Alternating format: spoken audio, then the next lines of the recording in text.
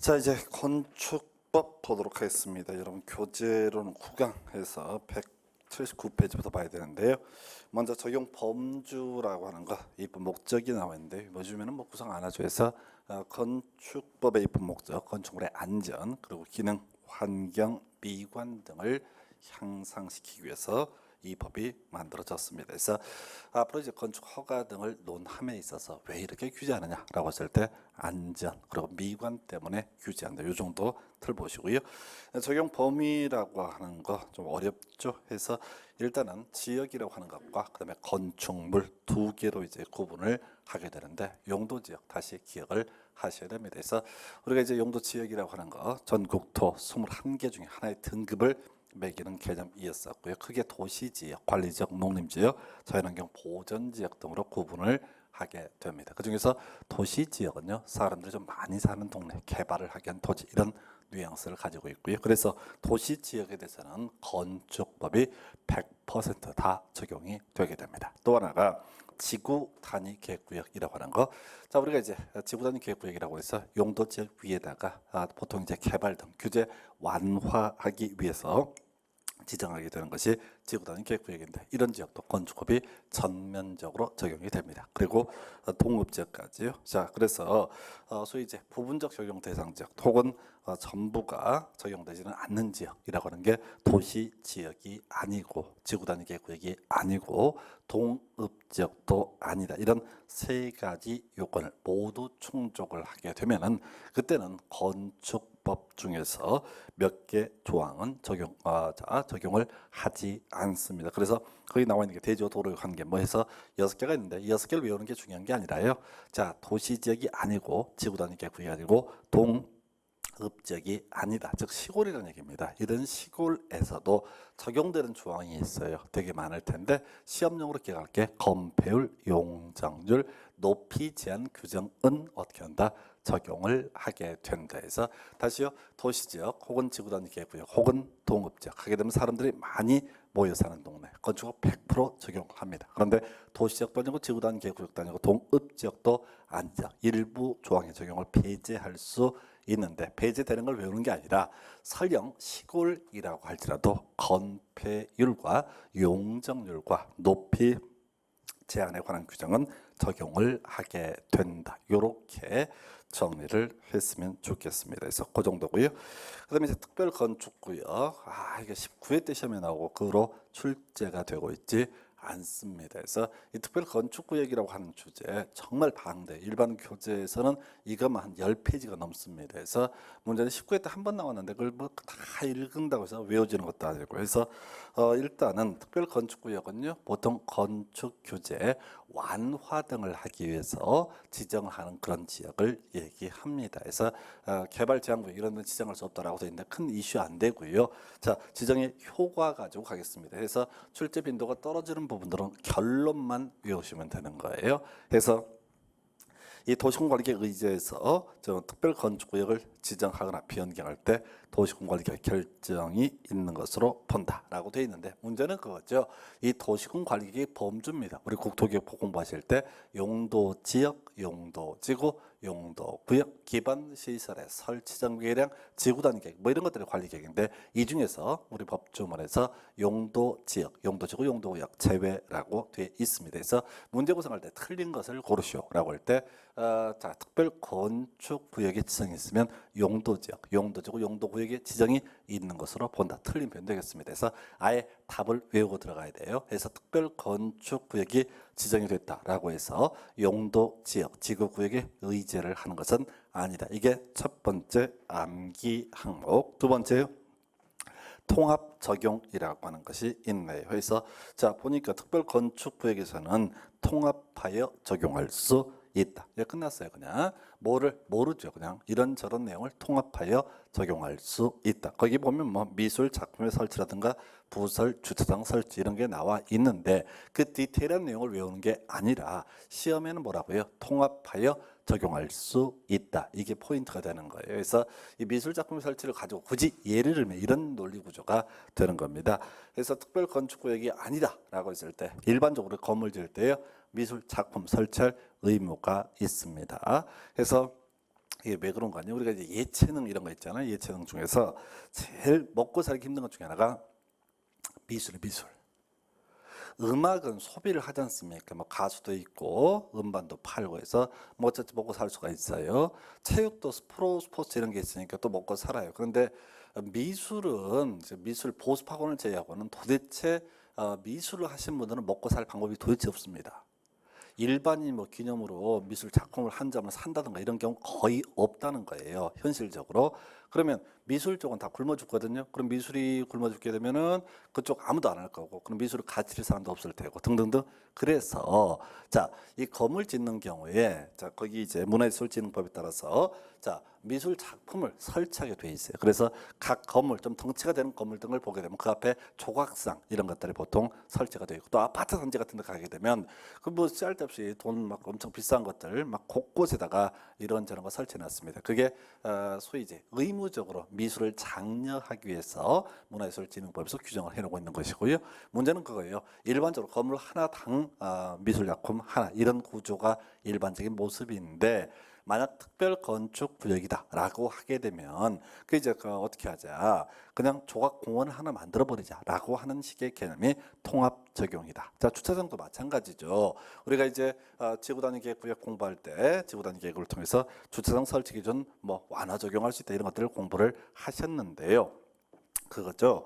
이 부설 주차장이라고 하는 거, 자, 건물 단위로 설치하게 되어 있거든요. 근데 특별 건축 구역에서는 어떻다? 바로 통합하여 적용할 수 있다. 주차 다 크게 하나 만든다. 이런 논리 구조가 될 거예요. 그래서 외울 거 없고요. 의미 새길 것도 없고요. 결론은 기억해야 됩니다. 통합하여 적용할 수 있다. 옳은 표현. 용도 지역, 지구 구역이 지정이 있는 것으로 본다. 틀린 표현. 요렇게만 가셔야 돼. 이게 19회 때 나오고 지금 9년인가 안 나왔어요. 그래서 더 이상 보는 것은 별로 영향가가 없다. 자, 그다음에 건축 협정이라고 하는 것이 나와 있어요. 그래서 자, 이 건축 협정이라고 하는 거 일단은 그렇습니다. 자, 각각의 필지 단위로 건축물에 건축하고요. 또 허가 여부를 판단을 하게 됩니다. 자, 근데 이 건축 협정이라고 하는 것은 토지, 건축물의 소유자 여러 명이 각각의 토지를 다 소유권을 갖고 있는 상태에서 묶어서 건축 허가를 받거나 할 때 적용하는 개념이 건축 협정이라고 하는 개념이 되겠습니다. 그래서 지금 그 체결이라고 하는 거 봐볼까요? 대상 지역은 뭐 지문에 뜰 수 있는데 답 안 되고요. 자, 토지 또는 건축물의 소유자 등은 건축물의 건축 협정을 체결할 수 있다라고 되어 있어요. 그리고 자, 그다음에 나오는 것이 건축 협정의 인가 및 폐지라고 해서 자, 이렇게 건축 협정 체결하게 되면은 자, 이 협정 체결자 그다음에 건축 협정 운영회의 대표자는 협정서 작성에서 바로 협정 인가권자의 인가를 받아야 된다라고 되어 있습니다. 그래서 두 사람이서 뭐 쇼부를 쳐서 끝나는 게 아니라 소위 이제 허가권자가 되겠죠. 이 사람한테 확인을 받게 된다. 이게 인가예요. 그래서 결국 이제 이 파트에서 딱 하나 쟁점이죠. 자, 지정 효과입니다. 어차피 시험 문제에서는 답을 뽑을 때는 뭐라고요? 효과를 가지고 출제 포인트를 삼습니다. 그래서 자, 보니까 완화 적용할 수 있다 해서 겁나 많아요. 그 내용을 다 외울 수는 없습니다. 그래서 우리 아까 특별 건축구역도 자, 통합 적용이라고 하는 것이 포인트가 됐었죠. 그리고 지금 이제 건축 협정 영역에 있어서도 통합 적용이라고 하는 것이 나와 있습니다. 그래서 결과적으로 건축 협정 뭔지 잘 모르겠지만 여러 명의 토지 소유자가 결합을 해서 묶어서 건물을 짓는다라고 했을 때 소위 이제 그걸 건축 협정 제도라고 부르게 될 것이고요. 이렇게 건축 협정을 체결하고 인가를 받게 되면은 각종 규제 완화 적용을 하고요. 통합하여 적용할 수 있다. 요 정도만 가셔야 돼서 27회 때 요 주제가 출제가 됐는데 좀 구질구질한 걸 갖고 냈어요. 일단은 법적 효과로서 자, 통합 적용, 완화 적용까지만 보시면 좋겠습니다. 거의 안 나오고요. 그 다음에 이제 지금 우리가 지금 공부를 했던 것이 이런 게 있었죠.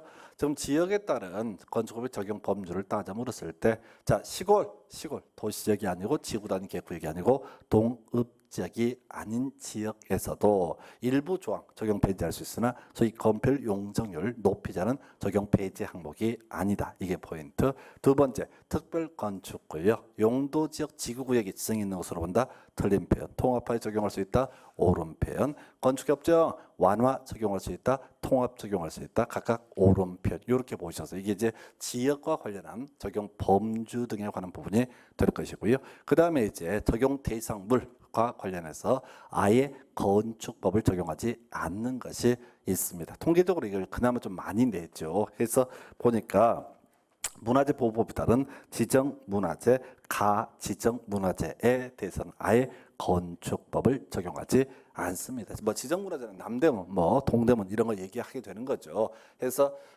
좀 한참 오래됐는데 벌써 한 8년, 9년 됐나요? 자, 이명박 정부 출범할 때 남대문이 화재로 소실됐던 적이 있습니다. 뭐 사례들이 많은데 그 이제 보상과 토지 보상에 대한 불만을 가지신 분이 불질러 가지고 탔는데 문제는 이제 그런 거죠. 왜 소화기가 없었을까? 왜 그렇게 불이 다 탈 때까지 기다려 했었는가 했을 때 그게 다른 게 아니라 지금 이 조항 때문에 그래요. 자, 지정문화재 그걸 우리가 이제 보물, 국보 이렇게 지정된 걸 지정문화재라 부르거든요. 이 지정문화재에서는 바로 건축법을 적용하지 않는다. 이게 뭔 소린 거 아니? 소방관계법은요 건축법을 전제로 얘기를 하게 됩니다. 그래서 아예 문화재에 대해서는 건축법을 적용하지 않는다라고 하는 얘기에서 소방법도 적용을 안 하는 거예요. 그러니까 소방관계 이런 각종 설비 등을 아예 설치할 의무가 없었습니다. 그래서 홀라당 다 타버린 거예요. 가지정문화재는 문화재로 지정되는 과정에 있는 것을 가지정문화재라고 부르게 됩니다. 그래서 하여튼 지정문화재, 가지정문화재, 건축법을 적용하지 않는다. 자, 그 다음 페이지 가서 운전 보안시설, 플랫폼 이런 것들 나와 있습니다. 큰 이슈 안 되고요. 얘는 항상 사이드로 되는 지문인데 철도 선로 또 궤도 선로 안에 있는 일정한 시설, 건축법을 적용하지 않는다. 그리고 또 하나가 고속도로 통행료 징수 시설이라고 하는 거. 자, 이 고속도로 통행료 징수 시설 역시 건축법을 적용하지 않는다. 이게 왜 그런 거 아니? 우리가 톨게이트 요즘에 이제 하이패스 해갖고 좀 그런 게 없어지고 있는데 요금소 있잖아요. 요금 받는데 그게 이제 건축물이란 말이에요. 요금을 받는 장소가 지붕과 기둥 또는 벽으로 이루어져 있거든요. 그래서 그건 건축물이 될 텐데 문제는 만약에 그것에 대해서 건축법을 적용을 하게 되면 다 철거해야 됩니다. 왜냐하면 거기 맹지니까. 자, 우리 건축법에서는 대지가 도로에 2m 이상 접해 있을 때만 건축물의 건축을 할 수 있습니다. 근데 그때 도로의 범주에는 고속도로는 포함되지 않거든요. 그러니까 거기다가 요금소를 설치를 할 수 없는 거예요. 건축법을 그대로 적용해 버리면. 그래서 아예 고속도로 통행료 징수 시설에서는 건축법을 적용하지 않는다. 그리고 최근에 추가된 것이 수문 조작실이라고 하는 것이 추가가 됐습니다. 그래서 뭐 큰 의미를 가질 수는 없고요. 주로 나오는 게 지정문화재, 가정문화재하고 고속도로 통행료 징수 시설 얘들을 갖고 주로 답을 구성을 하고 있습니다. 그 정도까지 살펴봤고요. 해서 그 정도 적용 완화 요청은 큰 의미 없어요. 해서 그 정도 보시면 좋겠고 교재 183페이지 가겠습니다. 자, 적용 대상 물과 적용 대상 행위에서 먼저 적용 대상 물로서 건축물, 대지, 그다음에 일정한 공작물 등이 있는데 먼저 건축물에 관련한 용어들 확인하겠습니다. 자, 이 용어 관련해서 무조건 한 문제에서 많으면 두 문제까지 구성이 돼요. 아주 간단한 부분이 되겠어요. 그래서 먼저 자, 최근에 문제 구성 관련한 질문이 있었던 게 초고층 건축물, 고층 건축물, 준초고층 건축물 이런 정의가 나왔어요. 그래서 일단은 초고층 건축물 50층 이상이거나 높이가 200m 이상 둘 중에 어느 하나의 요건을 갖추면 이걸 우리가 초고층 건축물이라고 부르게 되고요. 자, 얘는 나중에 바로 용적률 산정을 위한 연매도 할 때 관련한 개념이 나옵니다. 두 번째, 자, 고층 건축물 30층 이상이거나 높이가 120m 이상인 건축물. 뭐 숫자 단순 암기고요.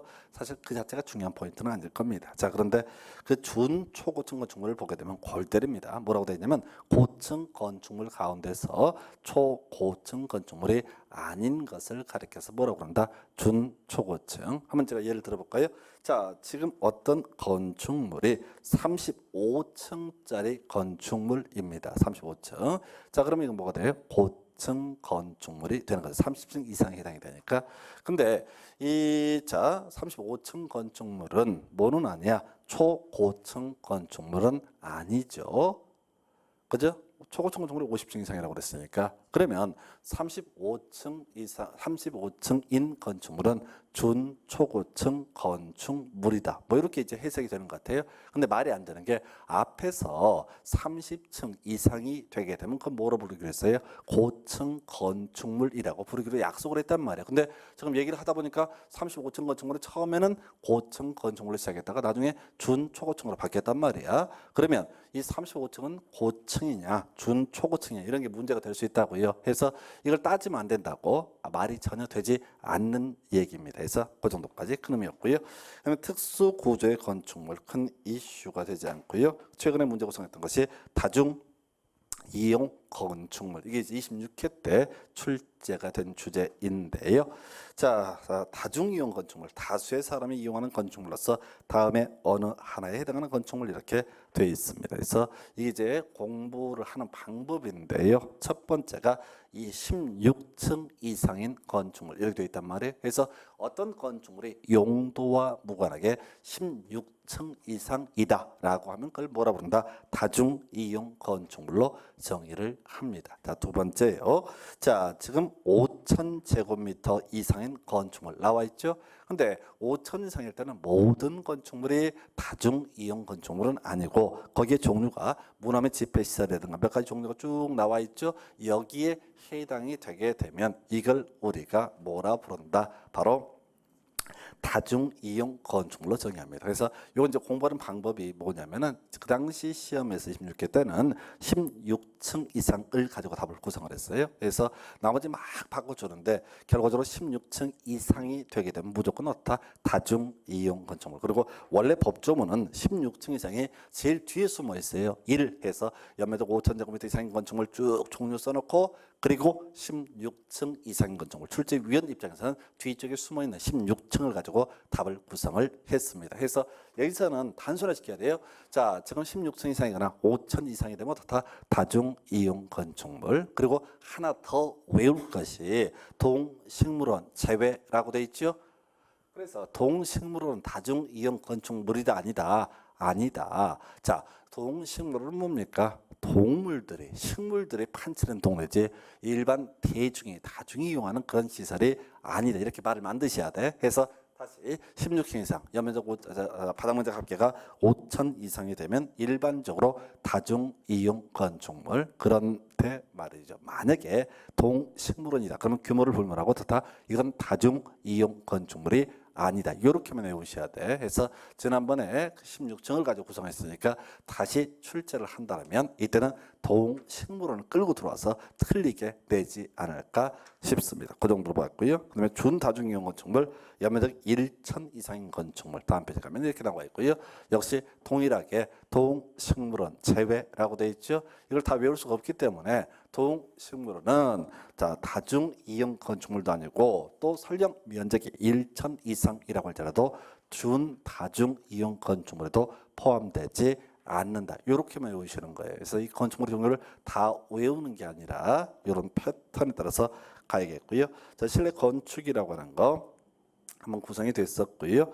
그 다음에 주요 구조부 제일 주요 이슈 중에 하나죠. 그래서 주요 구조부는 전통적으로 아주 많이 내는 부분 중에 하나가 됩니다. 그래서 머리 글자 따세요. 내기, 바보, 지, 주 이렇게 외우시면 됩니다. 그래서 내력벽, 기둥, 바닥, 보, 지붕틀, 주, 계단이라고 하는 거 이 6개를 우리가 주요 구조부라고 정의를 하게 됩니다. 내기, 바보지죠. 해서 일단은 기둥이라고 하는 건 뭐 알겠죠. 해서 기둥은 지붕을 떠받치는 것이 기둥이 될 테고 거기서 내력벽은 기둥과 기둥 사이에서 바로 힘을 받는 벽을 내력벽이라고 정의를 합니다. 예, 그리고 자 바닥은 어렵지 않게 보라고 하는 개념은 뭐냐면 기둥에 대응하는 개념이에요. 그래서 자 기둥이 하중을 어디로 수직으로 받쳐주는 개념에 대비해서 보라고 하는 것은 그 하중을 수평으로 분산시켜 주는 것을 보라고 얘기를 합니다. 그리고 오히려 이제 개념상 좀 특이한 개념이 자 지붕틀이라고 하는 거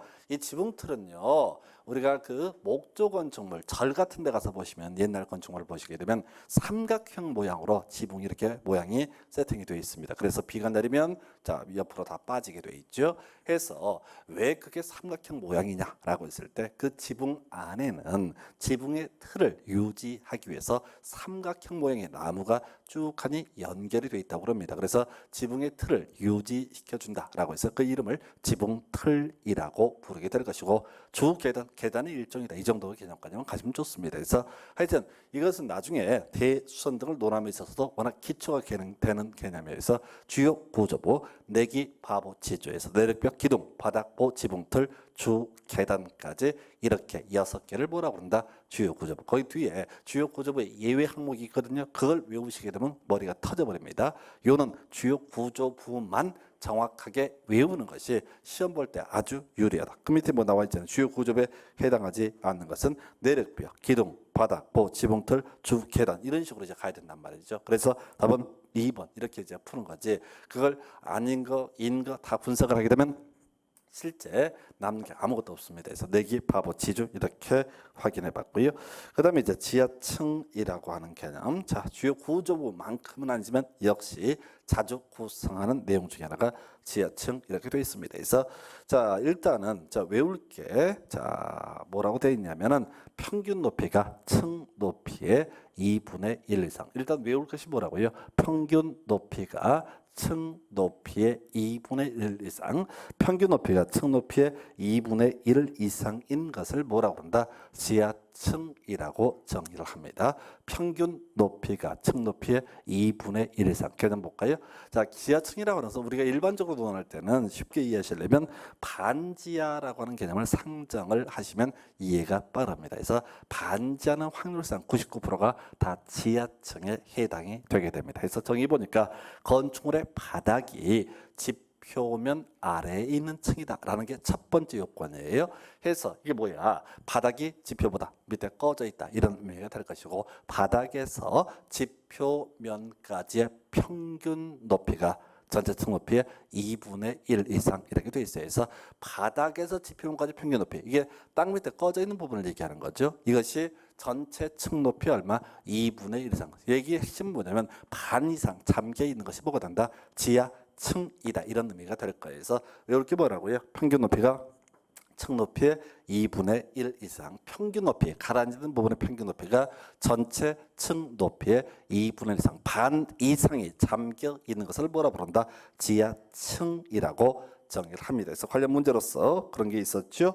자, 지금 지하층에 해당하지 않는 것은 이런 문제가 구성이 됐어요. 해서 반 이상이 잠겨 있는 것을 뭐라 부른다고요? 지하층. 해서 1번 해당 층의 높이가 3m인 경우, 자, 바닥에서 집 표면까지 평균 높이가 2m 이상, 그러면 3분의 2 이상이 잠겨 있습니다. 이건 지하층에 해당하지 않습니다. 2번 질문요. 해당 층의 높이가 4m인 경우로서 집 표면까지의 평균 높이가 2m 미만. 이게 답이 되는 거죠. 2분의 1 이상이 뭐가 돼야 되는데, 이게 돼야지 지하층이 되는데, 얘는 2분의 1 미만이 되기 때문에 이것은 지하층이 아니다, 이런 얘기예요. 자, 우리가 외웠던 게 뭐 있었죠? 평균 높이가 층 높이의 2분의 1 이상에서 지금 1번과 2번과 5번을 보면 평균 높이 나와 있고 층 높이 이런 표현 나와 있죠. 그러니까 지금 골치가 아픈 게 3번, 4번 지문이에요. 3번, 4번 보니까 최저 높이 이런 표현 나와 있단 말이에요. 이거는 시험 문제 뽑을 때 이런 건 답이 안 되는 거예요. 최저 높이는 한 단계 더 들어가서 말장난하고 있는 거거든요.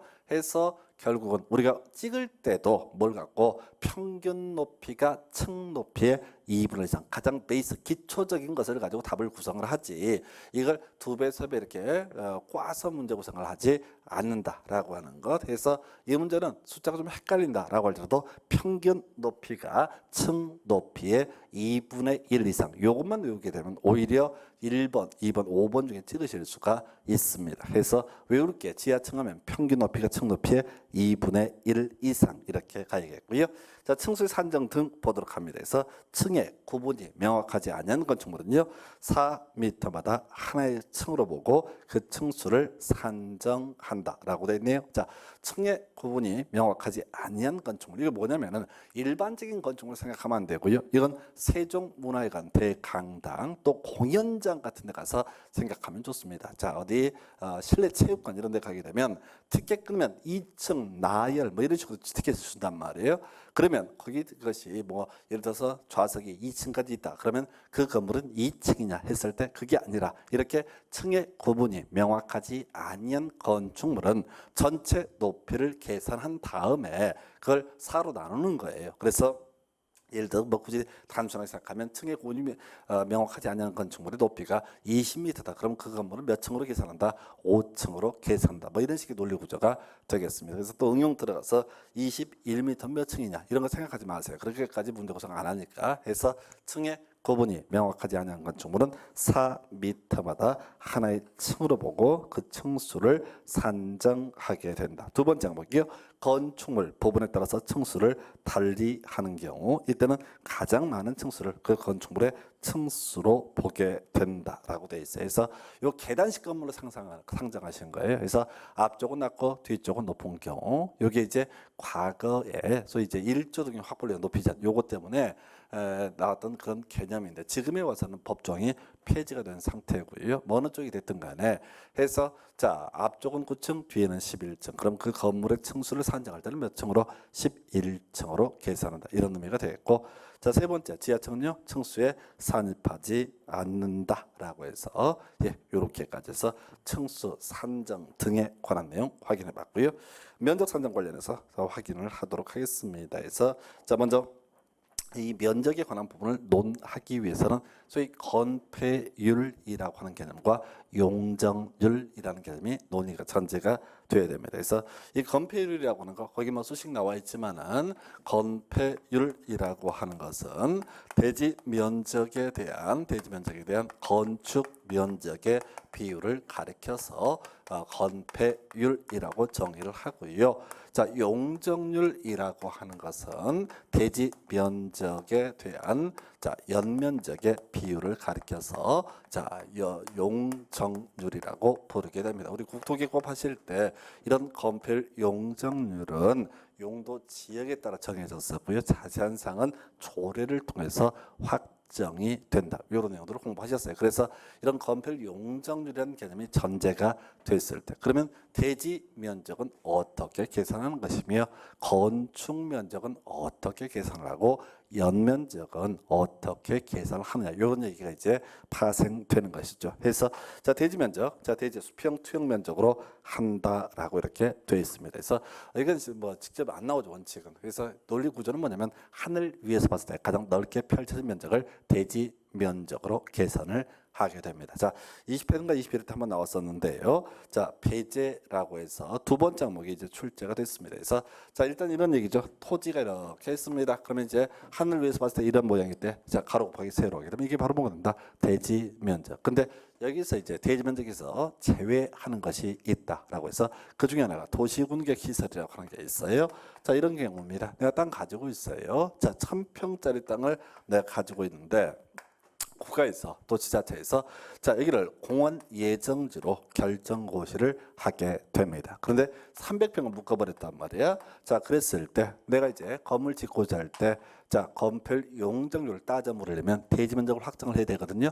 이 도시군객 시설 부지 면적, 도로 예정지, 학교 예정지, 공원 예정지 면적은 당연히 대지 면적에서 제외한다 이런 의미가 되고 이건 아직 안 나왔고요. 그 다음에 소요 너비의 미달도로 관련해서 자 요건 그 뒷페이지 가시게 되면은 그림에만 나와 있을 것으로 생각이 되는데요. 자 그 뒷페이지 가서 한번 확인을 하도록 하겠습니다. 해서 지금 두 가지 경우의 수를 두고 있어요. 그래서 일단은 첫 번째 그림을 보게 되면 양쪽에 대지가 있는 경우고요.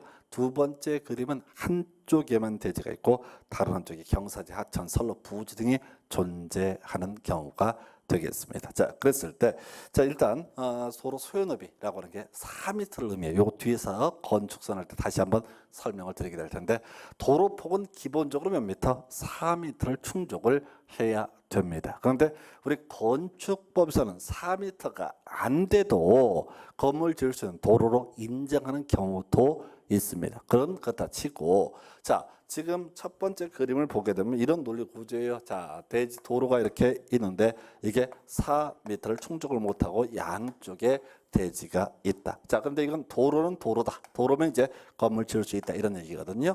자, 그랬을 때 일반적으로 대지와 도로의 경계선까지 건물을 지을 수 있습니다. 이 도로하고 대지의 경계선까지 지을 수 있고요.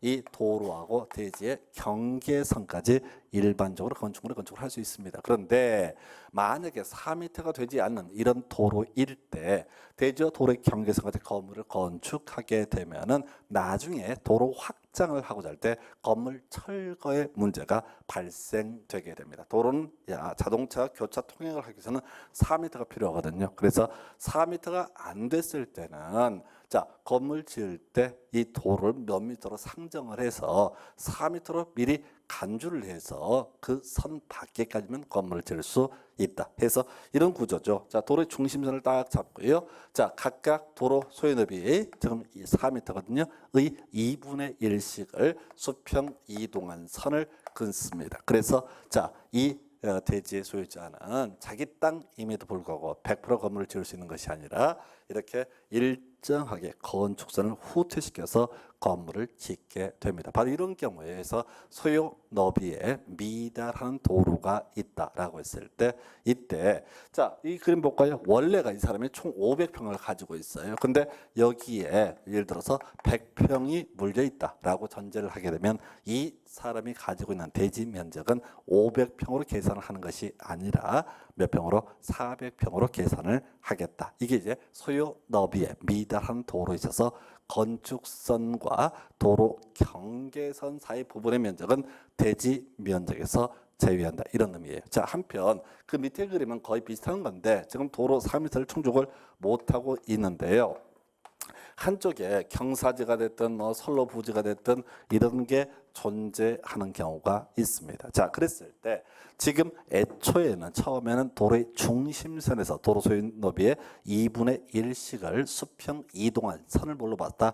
건축선으로 삼았는데 이때는 자, 우리가 도로 확장하자고 해서 선로를 움직일 수는 없습니다. 하천을 경사지를 옮길 수는 없습니다. 그래서 경사지 등이 있는 쪽 도로 경계선에서 도로 소요 너비만큼 즉 4m만큼을 수평 이동한 선을 가리켜서 뭐라고 한다? 건축선이라고 부르게 됩니다. 그래서 이런 대지 소유자 원래 500평이었는데 여기 물려있는 땅이 만약에 80평이 물려있다. 그러면 이 사람이 건물 지을 때 짓고자 할 때 대지 면적은 얼마만 인정해 준다고요? 420제곱미터 420평만 인정을 해 주게 된다. 해서 요즘은 그런 얘기죠. 건축선과 도로 경계선 사이 면적은 원칙적으로 다 대지 면적에 포함시키지 않는다 해서 요 그림 가지고 문제 구성했죠. 컴퓨터에 바로 볼까요?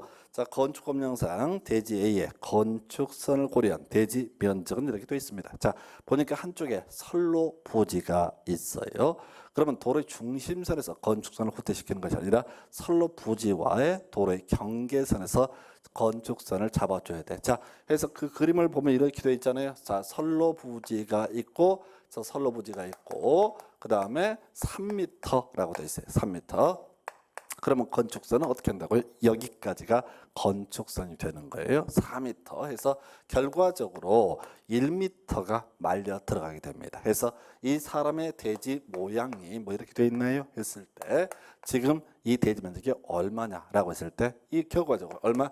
1m. 후퇴시킨 부분하고 이 부분이 얼마예요? 지금 이제 세로로 10m인가요? 이게 10m라고 주어져 있죠. 그래서 이 부분은 어떻다? 대지 면적에서 제외한다라는 의미가 되겠습니다. 그래서 그 이제 해설 참고하시면 좋겠고요. 그래서 이 면적 계산할 때는 20 곱하기 자 그다음에 7이 되는 14니까 20 곱하기 7이 되는 거죠. 요거하고 그다음에 6 곱하기 10 해서 결과적으로 200제곱미터 이런 식의 이제 계산이 나오게 됩니다. 그래서 자 지금 이제 이게 21회인가 20회 때 나왔던 그런 주제이고요. 자 그거로 안 나왔어요. 그래서 하여튼 대지 면적이라고 하는 거 다시 기본 잡습니다. 대지 면적은 대지 수평 투영 면적을 대지 면적이라고 정의를 합니다. 그런데 지금 쟁점 삼았던 거 문제가 나왔던 것은 이렇게 건축선, 소유업에 미달하는 도로에 있어서 건축선이 지정이 되면 그 건축선하고 도로 경계선 사이 부분의 면적은 대지 면적에서 제외한다라고 하는 거. 그래서 이 그림 몇 번 보시면은 금방 문제 푸실 수가 있습니다. 그래서 이게 이제 하나고요. 건축 면적이라는 주제 나와 있네요. 자, 우리 앞에서 자 건폐율은 대지 면적이라는 건축 면적의 비율 이렇게 정의를 했었거든요. 그래서 건축 면적은 그냥 보지 마세요. 그래서 워낙 종류가 많아. 근데 한 번도 시험에 안 나와요. 어떤 시험도 제가 이제 이거 말고도 뭐 주택관리사라든가 감정평가사 시험 이런 것들을 지문을 보는데 건축 면적은 출제 안 되고 있어요. 워낙 구질구질해. 자 그리고 바닥 면적이 나와 있어요. 자 7번 보실까요? 지금 우리가 필요한 게 뭐예요? 대지 면적하고요. 건축 면적하고 연면적이라고 하는 개념이에요. 연면적. 근데 연면적이 안 나오고 바닥 면적이 먼저 나왔습니다. 그래서 이 바닥 면적은 왜 필요하냐면 연면적을 계산하기 위한 값이 바로 뭐가 된다? 바닥 면적. 그래서 연면적의 기본적인 정의는요. 이렇게 정의합니다. 바닥 면적 합계, 바닥 면적의 합을 우리가 연면적이라고 부르게 됩니다. 자, 이 집은 되게 재밌는데요. 원칙 볼까요? 자, 건축업 시행령은 바닥 면적에 산입하지 아니하는 것만을 규정하고 있다라고 이렇게 제가 정리를 했어요. 해서 지금 뭔지 모르겠지만 바닥 면적에 산입한다, 산입하지 않는다, 다 산입하지 않는다. 이게 포인트라고요. 다 가보십시다. 지금요 바닥 면적에 산입이 되게 되면 이게 나중에 연면적에 산입이 되고 건축 규제 대상이 되거든요. 자 그랬을 때 요건 이렇게 한번 가보십시다. 지금 자 방 면적은 바닥 면적에 산입이 될까요 안 될까요? 당연히 되죠.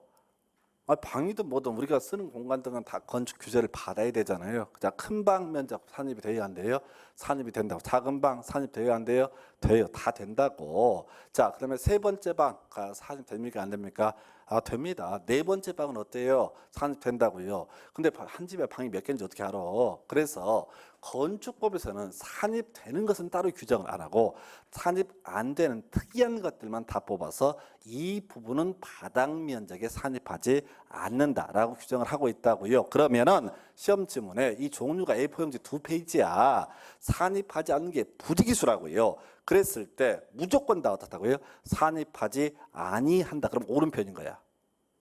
이러이러한 면적은 바닥 면적에 산입하지 아니한다. 그러면 원칙적으로 다 오른편이라고. 왜? 건축업 시행령에서는 바닥 면적에 산입하지 아니하는 것만 규정을 하고 있고 우리 시험은 건축 법령 이렇게 법과 시행령에서만 출제를 하기 때문에 소설을 쓰지 않기 때문에 다 산입하지 않는다 이렇게 가야 되는 거예요. 산입하지 않는다 해서 근데 이제 문제가 되는 게 예외가 두 개가 있어요. 그래서 사실 그중에서 주요한 쟁점은 노대등. 노대가 뭐냐면 발코니를 또 다른 이름으로 노대라고 이렇게 부르게 됩니다. 노대등 해서 자 일단 법조문을 보니까 겁나 길게 돼 있네요. 그래서 노대등은 어쩌고 저쩌고 저쩌고 산입한다라고 돼 있죠. 그러면 이제 발코니 면적 어떻게 한다? 바닥 면적에 산입한다. 이렇게 해석하면 안 돼. 이건 이제 엄청 긴 얘기인데 설명을 좀 드릴게요. 자 지금 원래 건축업 시행령에서는 바닥 면적에 산입하지 않는 것만 규정한다라고 제가 전제를 깔았습니다. 그러면 노대 혹은 발코니는 기본적으로 바닥 면적에 산입한다 하지 않는다 하지 않는다. 즉 보너스 공간이다 이런 얘기예요. 그런데 만약에 이 노대 발코니 면적을 바닥 면적에 산입하지 않는다라고만 규정을 하고 있으면은 어떤 문제가 발생하냐면 사람들이 주택을 짓거나 뭐 건물을 지을 때요. 자 지금 건폐율 용적률 이 규제 때문에 넓게 못 짓는단 말이에요. 그런데 만약에 발코니 면적은 제외라고만 돼 있다면 발코니를 5m, 10m 쫙쫙 뽑아버립니다. 거기다가 상가도 만들고 별걸 다 만들 수 있어요. 그래서 요거 이미 또 편법 쓰는 사람들이 있었겠지. 규제를 안 하면 사람들이 잔머리를 굴려서 발코니 5m, 10m 뽑아버린다고요. 아파트 분양할 때 85제곱미터, 84.9제곱미터 이렇게 해놓고 실제는 발코니로 한 20제곱미터, 30제곱미터 더 줄 수 있다고. 그럼 겁나 분양 잘 돼요. 해서 발코니는 1.5m까지만 어떻다? 보너스 공간이다. 즉 1.5m를 넘어서는 면적이 혹시 있다라고 한다면 그 부분은 어떻게 한다? 바닥 면적에 산입을 한다. 이 얘기예요. 그래서 엄청 긴데 일단 개념상 우리가 필요한 것은 노대 발코니는 얼마까지만 인정해 준다? 1.5m까지는 서비스 공간이에요. 근데 만약 1.6m를 뽑았다. 그러면 1.5m를 넘어서는 0.1 미터 그 부분은 어떻게 한다? 바닥 면적에 산입을 하겠다. 우리 법에서는 발코니를 몇 미터까지만 인정해 준다고요? 1.5m. 바로 그 얘기를 하고 있는. 그런데 이 긴 문장은 시험에 낼 수가 없습니다. 그래서 우리 출제위원들은 귀찮으니까 자 노대 등의 면적은 전부 바닥 면적에 산입한다. 틀린 표현 아니죠. 일부는 산입하고 경우에서는 일부는 산입될 수 있고 일부는 산입되지 않는다. 이렇게 가야 되죠. 한 번은 또 노대 등의 면적은 전부 바닥 면적에 산입하지 않는다. 이런 식으로 해서 또 틀리게 뽑아요. 그래서 주된 출제 포인트는 노대 등 그리고 얘를 제외한 모두 어떻게 한다? 산입하지 않는다. 이렇게 가셔야 되겠습니다. 그리고 이제 하나 더 욕심부리면 자 이거 뭐 그렇게 큰 의미는 갖지 않는데 다락. 자 다락이라고 하는 거 바닥 면적에 산입을 할까요? 안 할까요? 했을 때 당연히 산입하지 아니한다. 이렇게 가야 됩니다. 왜? 우리 건축법 시행령에서는 바닥 면적에 산입하지 않는 것만 규정을 해왔다라고 전제를 했어요. 자 그런데 이 다락은 뭐가 문제가 되냐면 만약에 다락에 대해서 바닥 면적에 산입하지 않는다라고만 규정을 하고 있으면 어떤 편법들을 사람들이 쓰냐면은 자 2층 허가를 받습니다. 그리고 한 5층을 쉐를 짓습니다. 그리고 주장합니다. 3층, 4층, 5층으로 보이는 것들은 3단계 다락이다라고 우겨버려요. 우겨버리게 되면 건축법령이 형해화가 되게 됩니다. 그래서 이 다락이라고 하는 것에 정의를 하고 있어요. 기본적으로 1.5m, 층고 1.5m까지를 어떻다? 다락으로 본다. 근데 그 시험에 안 나와요. 경사진 형태의 지붕에 있어서는 얼마까지? 1.8m까지를 어떻다? 다락으로 보게 된다라고 이렇게 정의를 하고 있습니다. 해서 시험에 뜨는 건 자 2m짜리 다락이 나와요. 자 층고 2m의 다락 이건 다락이다 아니다? 다락이 아니다 이런 얘기입니다. 그래서 층고 2m의 다락은 바닥 면적에 산입한다라고 하면 그건 옳은 편이 되는 거예요. 자 여기서는 자 경사진 형태의 지붕을 전제로 했을 때 1.8m까지만 어떻다? 다락으로 보게 된다. 그래서 결과적으로 전체를 보게 되면 잘 모르면 무조건 어떻다? 바닥 면적에 산입하지 않는다. 이렇게 가야 되고 다만 논의할 수 있는 것은 노대 등은 개념을 잡으셔야 돼. 1.5m까지는 바닥 면적에 산입하지 않고 1.5m를 넘어서는 부분의 면적은 어떻게 한다? 바닥 면적에 산입을 하게 된다. 이렇게 정리를 하셔야 되겠습니다. 그래서 옆에 지문 한번 볼까요? 187페이지 보니까 1번 지문 자 끄트머리에 바닥 면적에 산입하지 아니한다. 옳은 편이 되겠습니다. 2번 지문이요. 답이 됐네요. 뒤에 바닥 면적에 산입하지 아니한다라고 되어 있죠. 옳은 편이라니까요. 뭐가 됐든 간에 우리 건축법에서는 노대하고 다락을 제외하고는 무조건 뭐라고요? 산입하지 아니한다. 이렇게 정리하시면 된다고.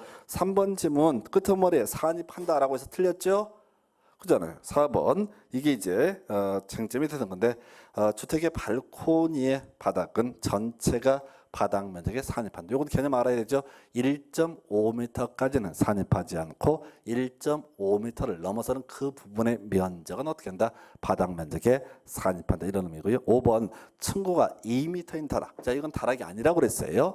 자 층고가 1.5m 경사진 형태의 지붕에서는 1.8m. 그럼 확실한 게 2m죠. 절대 다락 아닌 거. 이건 산입한다가 됩니다. 왜? 다락이 아니기 때문에. 이 정도까지 보셨고요.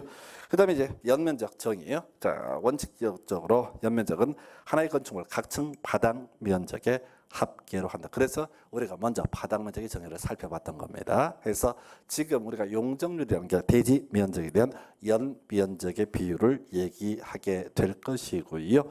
해서 지금 연면적을 계산을 해내야 되는데 연면적의 기본 정의는 각 층 바닥 면적의 합계라고 이렇게 정의합니다. 자 그렇다 치고 시험에 뜨는 건 용적률 산정을 위한 연면적 이렇게 돼 있네. 그래서 용적률 산정을 위한 연면적에서 다음의 면적 제외한다. 해서 지하층, 지상층의 주택 주차용 피난 안전구역 대피 공간 이렇게 되어 있습니다. 그래서 개념을 먼저 설명드리면 첫 번째 지하 측면적은 용적률 산정을 위한 연면적에서 제외한다 이렇게 되어 있는데요. 이건 이렇게 아십시다. 자, 원래 용적률이 뭐죠? 위로 쌓아 올리는 것을 규제하기 위한 개념입니다. 그랬을 때 지하층이라는 것은 땅 밑으로 파고 들어가는 거거든요. 위로 쌓아 올리는 것과 전혀 관련이 없죠. 그래서 지하층 면적은 용적률 산정을 위한 연면적에서 제외됩니다. 자, 그러면 이런 논리 구조입니다. 특별한 사정이 없으면 어떤 사람이 건물 지을 때 지하 3층, 지하 4층, 지하 5층, 지하 6층 마음대로 지을 수 있습니다. 자, 이게 원칙인데 사실은 안 짓습니다. 법에서 금지를 하는 게 아니라 이게 위로 쌓아 올리는 비용보다 밑으로 파는 비용이 2배, 3배가 더 든대. 돈이 워낙 많이 들어가기 때문에 타산성이 없어서 짓지 않습니다. 제가 강의에다가 어떤 분이 뭐 질문 주셨어요. 지난번에 뭐라고 얘기했냐면 지금 자기가 돈을 쭉 돌아다녀 봤는데 할 일이 없는 거죠. 왜 지하 2층 주택이 없냐 이거. 지하 2층. 지하 1층 주택은 봤는데 지하 2층 주택이 없는 이유가 뭐냐라고 이렇게 물어봅니다. 그래서 자, 도대체 어떤 법에서 이걸 금지하고 있길래 지하 2층에 주택이 없느냐라고 질문 주셨습니다. 제가 그랬어요. 지하 한 20층에 200평형으로 그냥 공짜로 한번 들어가 살게 해주면 살 것 같냐라고 했을 때 안 살죠. 사람이 살 수 없죠. 그러니까 활용을 안 하는 거예요. 활용도가 없기 때문에 안 만드는 거지. 아, 공짜로 줘도 거기 무슨 뭐 뱀 나오고 뭡니까 물 나오고 볼만할 텐데 거기 왜 들어갑니까? 해서 그래서 법에서 금지하는 게 아니라 메리트가 없기 때문에 안 하는 거고. 그다음에 이제 과거에 좀 오래전에 보게 되면 그런 게 있었어요. 저 상가 건물 이런 것들 중에서 자 지하 4층 5층까지 뭐 벼랑처럼 이렇게 주차장을 만들어 놓은 경우가 있습니다. 바로 이 조항 때문에 그래요. 자, 이 조항은 쭉 있어 왔거든요. 그래서 지하 측면적은 용적률 산정을 위한 연면적에서 제외한다. 그러니까 방법이 돈이 아무리 많이 들어가도 땅을 구할 수 없기 때문에 지하로 파고 갈 수밖에 없었습니다. 자, 그런데 요즘에 대형 마트를 혹시 가시게 되면 지상층에 주차장이 세팅이 되어 있습니다. 바로 이 조항 때문에 그렇습니다. 지상층에 주차용으로 사용하는 면적. 그래서 이것은 용적률 산정을 위한 연면적에서 제외한다라고 되어 있거든요. 소위 보너스 공간이라 이런 얘기예요. 그러니까 지상층으로 주차장을 올리고 있는 그런 중이 되겠고요. 그 다음에 초고층 건축물 또는 준초고층 건축물에 설치하는 피난 안전구역이라고 하는 것이 있죠. 그래서 피난 안전구역. 지금 이제 롯데에서 뭐 엄청난 빌딩을 짓고 있고 하여튼 엄청나게 높은 빌딩들이 있습니다. 그래서 뭐 제가 이런 예를 들어요. 자, 지금 뭐 123층짜리 빌딩이라고 치고 60층에 내가 있습니다. 화재가 발생했습니다. 어디로 가야 됩니까? 그럴 때 죽습니다. 어느 쪽이 됐든 다리 아파가지고요. 아, 지금 롯데에서 안 그래도 난리가 났어. 그 소방 훈련을 하는데 그 이제 예를 들어서 50몇 층에서 화재가 났다고 상정하고 밑으로 52층, 53층을 내려가는 걸 훈련을 했는데 1시간인가 1시간 반 걸려서 뭐 기자들 막 거의 죽어났대요. 그냥 뭐 살아야지. 그래도 내려와야지. 아, 지금 이제 롯데에서 연습을 한다고요.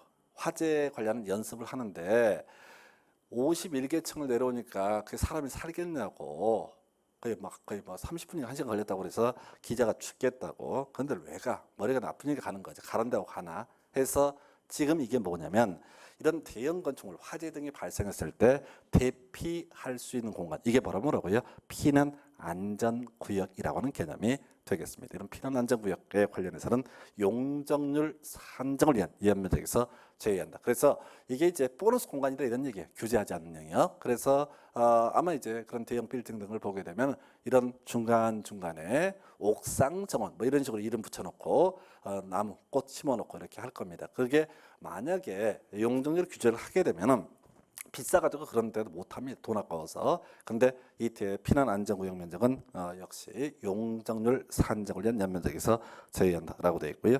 그럼 대피 공간 면적이라고 되어 있죠. 뭐 깊이 옳고 똑같은 거예요. 대피 공간도 해서 대피 공간 피난 안전구역 이렇게 자 화재 등이 발생해서 피하기 위한 그런 공간. 그래서 이런 것은 시설 설치를 장려해야 되기 때문에 사실 2번부터 같이 묶어서 정책적 입장에서 용적률 산정을 위한 연면적에서 제외한다 이렇게 되어 있습니다. 그래서 그 관련한 문제들이 좀 구성이 되어 있으니까 자 기본 공식 있죠. 용적률은 대지 면적에 대한 연면적이다. 요거 하나. 그래서 결과적으로 연면적은 용적률 곱하기 대지면적 요 공식을 가지고 문제 좀 풀어보시는 게 좋을 겁니다. 그래서 하여튼 자주 내는 그런 영역이고요. 그 다음 페이지에 188페이지에 허가대상 가설 건축물 20회 때 문제 구성되는데 그냥 참고용입니다. 그래서 그 당시에 틀리라고 냈던 문제고, 그 다음에 이제 189페이지에 나와 있는 대지라고 하는 것, 그 다음에 그 다음 페이지에 나와 있는 축조 신고 대상 공작물, 뭐 지금 공부할 건 아니에요. 요즘에는 거의 출제가 되지 않는 주제입니다. 그래서 자, 이렇게 해서 적용 대상 물에 관한 내용 간략하게 봤었고요. 다음 시간에 적용 대상 행위부터 이어서 가도록 하겠습니다. 자, 오늘 여기까지 하겠습니다. 수고했습니다.